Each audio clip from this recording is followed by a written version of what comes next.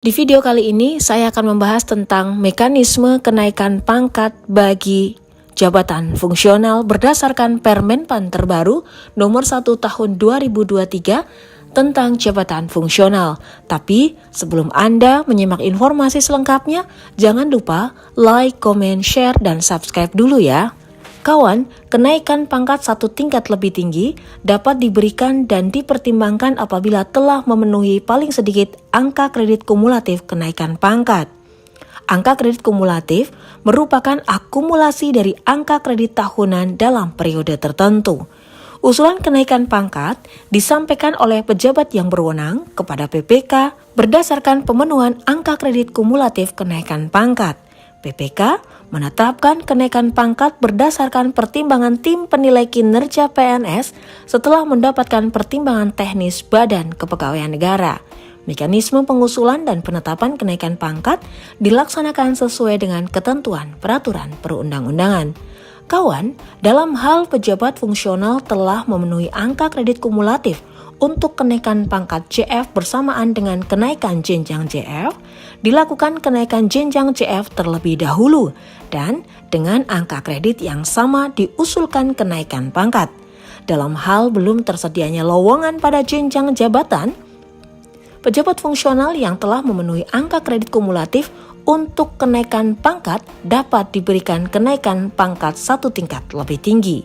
Pejabat fungsional melaksanakan tugas JF sesuai dengan jenjang JF.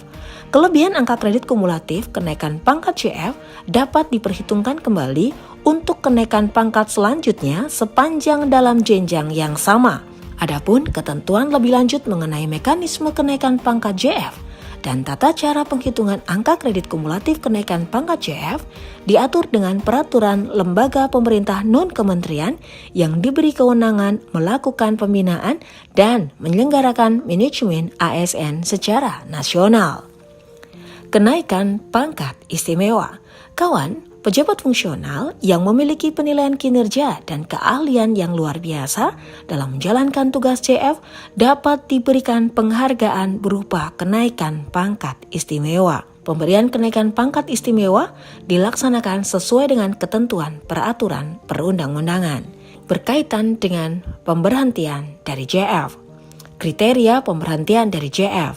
Kawan, pejabat fungsional diberhentikan dari jabatan apabila yang pertama, mengundurkan diri dari jabatan, diberhentikan sementara sebagai PNS, menjalani cuti di luar tanggungan negara, menjalani tugas belajar lebih dari 6 bulan, dan ditugaskan secara penuh pada JPT, jabatan administrator, jabatan pengawas, dan jabatan pelaksana atau tidak memenuhi persyaratan JF. Pejabat fungsional yang diberhentikan karena alasan di atas dapat diangkat kembali sesuai dengan jenjang jabatan terakhir apabila tersedia kebutuhan JF.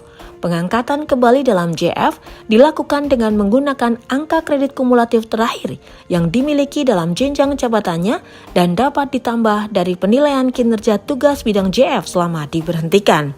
Pejabat fungsional yang diberhentikan karena ditugaskan secara penuh pada JPT, jabatan administrator, jabatan pengawas, dan jabatan pelaksana disesuaikan pada jenjang sesuai dengan pangkat terakhir pada jabatannya paling singkat 1 tahun setelah diangkat kembali pada jenjang JF terakhir yang didudukinya dengan hasil evaluasi kinerja paling rendah berpredikat baik setelah mengikuti dan lulus uji kompetensi apabila tersedia kebutuhan JF.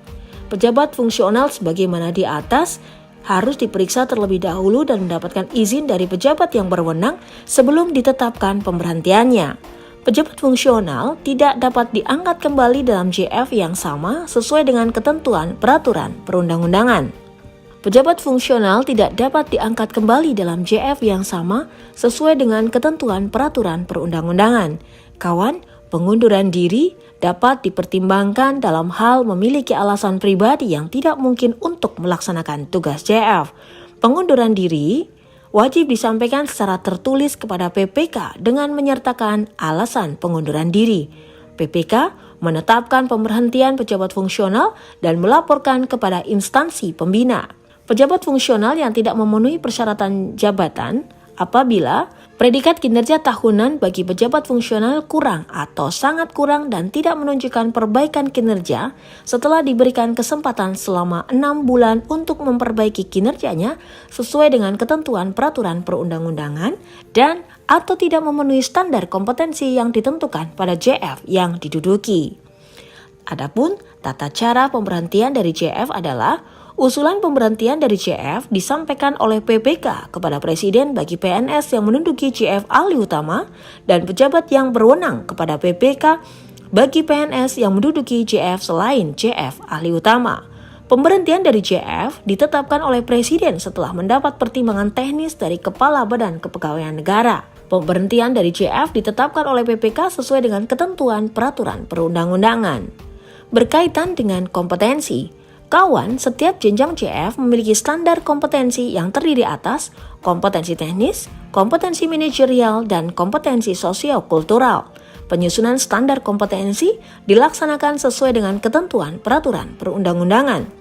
Pejabat fungsional wajib mengembangkan kompetensi secara berkelanjutan sesuai dengan minat dan kebutuhan pelaksanaan tugas JF yang diduduki dalam sistem pembelajaran terintegrasi. Instansi pembina menyusun konten pembelajaran strategi dan program pengembangan kompetensi untuk mendukung percepatan pengembangan kompetensi pejabat fungsional. Selain dukungan pengembangan kompetensi, instansi pembina melaksanakan pembinaan JF lainnya sesuai dengan ketentuan peraturan perundang-undangan. Untuk pembinaan JF, instansi pembina berkoordinasi dengan organisasi profesi. Pelaksanaan pembelajaran terintegrasi dilaksanakan sesuai dengan ketentuan peraturan perundang-undangan. Adapun berkaitan dengan instansi pembina dan tugas instansi pembina. Kawan, instansi pembina merupakan kementerian, lembaga pemerintah non-kementerian, atau kesekretariatan lembaga negara yang sesuai kekhususan tugas dan fungsinya ditetapkan menjadi instansi pembina suatu JF. Instansi pembina mempunyai tugas sebagai berikut: menyusun pedoman formasi JF, menyusun standar kompetensi JF, menyusun petunjuk pelaksanaan dan petunjuk teknis JF, menyusun standar kualitas hasil kerja dan pedoman penilaian kualitas hasil kerja pejabat fungsional, menyusun pedoman penulisan karya tulis atau karya ilmiah yang bersifat inovatif di bidang tugas JF, menyusun kurikulum pelatihan JF, menyelenggarakan pelatihan JF, membina penyelenggaraan pelatihan fungsional pada lembaga pelatihan, menyelenggarakan uji kompetensi JF, menganalisis kebutuhan pelatihan fungsional di bidang tugas JF, melakukan sosialisasi petunjuk pelaksanaan dan petunjuk teknis JF, mengembangkan sistem informasi JF, memfasilitasi pelaksanaan tugas pokok JF, memfasilitasi pembentukan organisasi profesi JF, memfasilitasi penyusunan dan penetapan kode etik profesi dan kode perilaku JF, melakukan akreditasi pelatihan fungsional dengan mengacu kepada ketentuan yang telah ditetapkan oleh lembaga administrasi negara,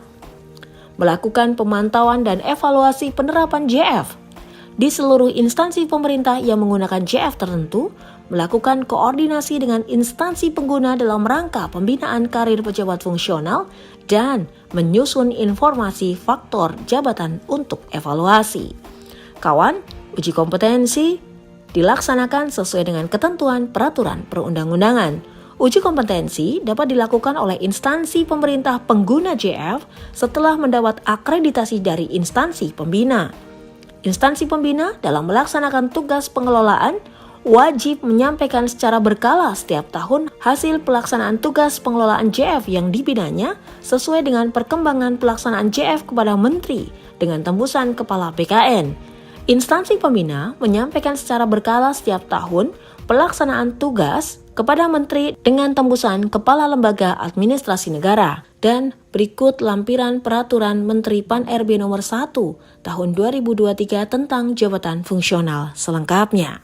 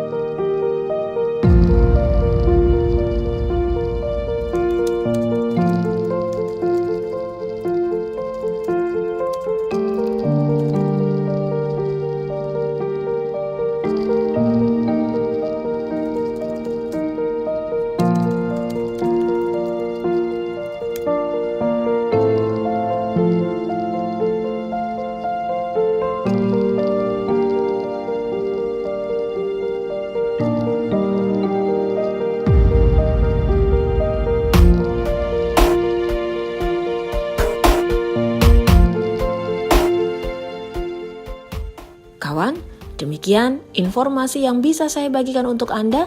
Semoga informasi ini bermanfaat. Tetap jadilah manusia yang bermanfaat bagi orang-orang di sekitar Anda. Dan bekerjalah dengan bahagia. Karena bekerja dengan bahagia akan memudahkan setiap penyelesaian tugas kita.